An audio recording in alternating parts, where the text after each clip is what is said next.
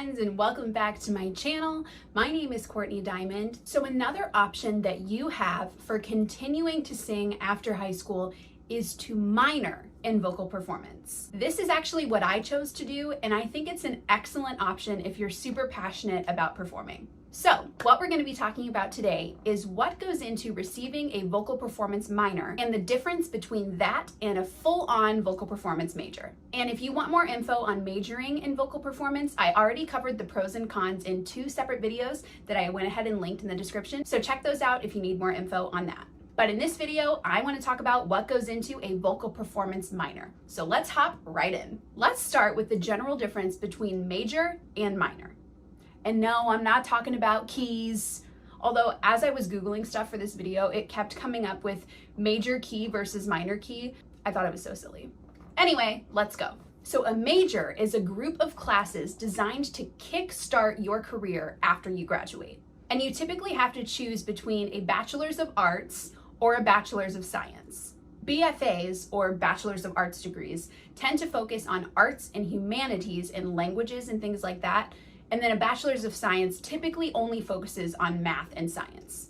So a vocal performance degree would be considered a BFA, or a Bachelor's of Arts. A minor is a secondary concentration of courses, and this can be something that you declare as a minor to go along with your degree or to complement your major, or it can just be something that you're super passionate about. Now that we've broken down the difference between a general major and a general minor, we can go ahead and get into what goes into vocal performance as a minor. The way that I gathered the data for this video is by referencing not only my own experience, but checking out a few different colleges across the country to see what courses and requirements they list on their website. And then I figured out what the commonalities were, and that's how I narrowed down the course study. Keep in mind that there could be slight differences from program to program. These are just the things that I found were exactly the same across the board. And the universities that I checked out for your reference were Ball State University, Southern Illinois University, Edwardsville, where I attended and received my vocal minor, Bradley University, Illinois State University, and the Savannah College of Art and Design. I should also mention that in most cases, you do have to audition in order to minor in vocal performance. I honestly can't remember if I auditioned, but I don't think that I did. I was a transfer student, so by the time I transferred to SIUE, I was already kind of ahead of where I should have been on my vocal minor because of the classes that I took in community college, where I got my associates in arts. And at that college, I had a full ride vocal scholarship, so I don't know if maybe that waived the audition requirement or what, but I certainly don't remember auditioning, and if I did, I completely blocked it from my memory.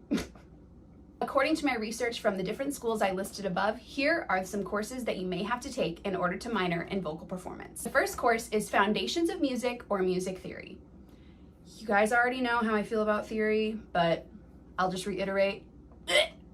Gross. The second course is Class Applied Piano or Jazz Keyboard Theory. Now, you can kind of pick between these two, but either way, you're going to have some sort of piano training, more than likely. And I did see in some cases at different schools, there's actually a portion of the audition where you do have to play the piano. So just keep that in mind, depending on which university you're going for. But I did not have to do this for SIUE. I just had to take a piano class for 2 semesters to complete my minor. The third one is Introduction to Music History and Literature. I already took Appreciation of Music and Music History at Kaskaskia, my community college where I got my associate's degree, so this credit actually transferred and I didn't have to take this. Another class that you might have to take is an upper level music history class. So when I did transfer to SIUE, I did end up taking Advanced Musical Theater History, which was a super fun class because I am obviously a musical theater performer, so it was a really fun option and definitely fit my personality pretty well. But you will have to take some sort of upper level music history once you complete that first music history class. Another class that you might have to take is sight ear training. I don't really know what this is, but based on the wording, I'm guessing it's some sort of sight singing or sight reading and oral skills in one class. Sounds hard. I didn't have to take this. Another class that I saw that isn't quite as common across the board, but I saw at 2 or 3 different schools, is something called Musical Scene Study. I think this is more focused towards musical theater concentrations of a vocal performance minor, but either way, sounds like a fun class. Sounds more literature based, which might satisfy a literature requirement. And the last class that I saw that was a commonality across all these schools that I looked at is one-on-one voice training with your voice professors, so like a private study. 15 to 25 credit hours seems to be the average of the amount of hours that you're going to have to complete in order to receive a minor in vocal performance. I also think when I attended SIUE that I had to take a full year of theory, so theory 1 in the first semester and then theory 2 second semester. But I don't know, maybe they changed things since then, I'm not really sure. But just be prepared, you're going to have to take a lot of theory. And by a lot, I mean more than one class, most likely. But I digress. In addition to the course load, there are some other requirements that may vary based on the school that you might attend, but just as a baseline, here's a few things that you might want to consider. The first thing is that you typically are required to be involved in ensembles related to your minor. So this would be like choirs, opera troupes, and things like that your school has. At SIUE, we didn't have a choir, but we did have an opera that we performed every fall, and I was required to audition for it and be a part of it. Another thing to consider is that you will probably have to take some sort of recital class that goes along with your one-on-one voice training. In my experience, I had to do a weekly workshop with all of the students that were majoring or minoring in anything vocal, and we performed for each other. So it was kind of like a workshop, and the voice professors would work with you on your song as you performed it. It was a little bit nerve-wracking and a little bit stressful, but it was a good performance opportunity and I definitely learned a lot. But you will probably have to do something along the lines of performing for your peers quite often. Another thing to consider is that throughout your time at university, there's probably going to be some sort of attendance requirement for the amount of performances that you have to go to. So these can be things on campus, things at the symphony, things at your local theater venue, like to see a national tour of something.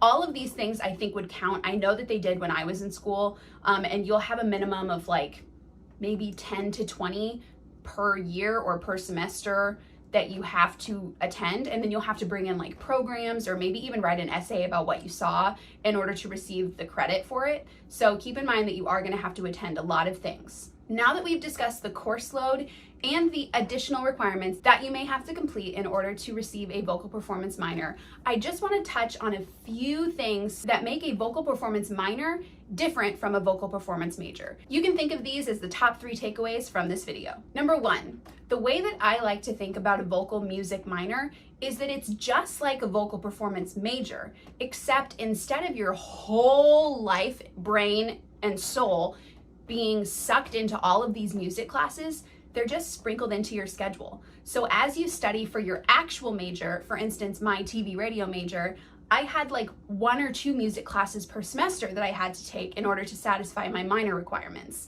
But it wasn't full on singing music theory all the time. It was just like sprinkled in there. I think it's a lot less overwhelming than a major because it really breaks up the types of studies that you're doing.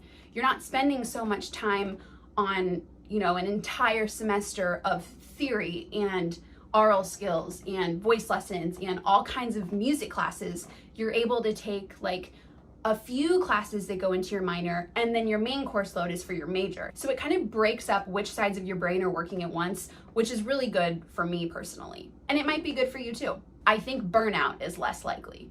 Your second takeaway is that even though some of the classes are the exact same as what you would take for a vocal performance major, the work is not as hard.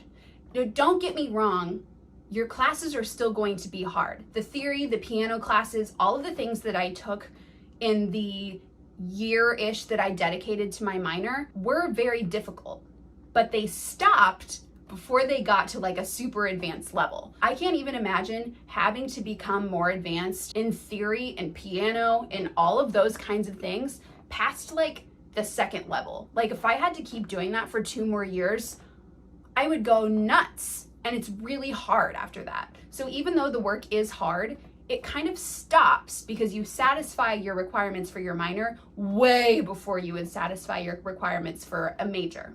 And the third takeaway is that a vocal performance minor still offers a ton of performance opportunities. They're just not as frequent as you would have to do for a vocal performance major. These things really enhance your skills, but you won't be bogged down by 3 or 4 performances a month. You'll have like 1 a month or one every couple of months or whatever. It's not as much as vocal performance major, but you're still gonna get to perform a ton, which is your favorite thing. It's also way easier to get involved in things like the school musicals and the plays and things like that because you're already in the space. You already know everyone from the music classes that you are taking, and so you're kind of familiar and you already gel with them. So jumping right into an audition environment for a musical or a play isn't as scary because the environment's much more welcoming. Thanks for listening to everything that I had to say about minoring in vocal performance.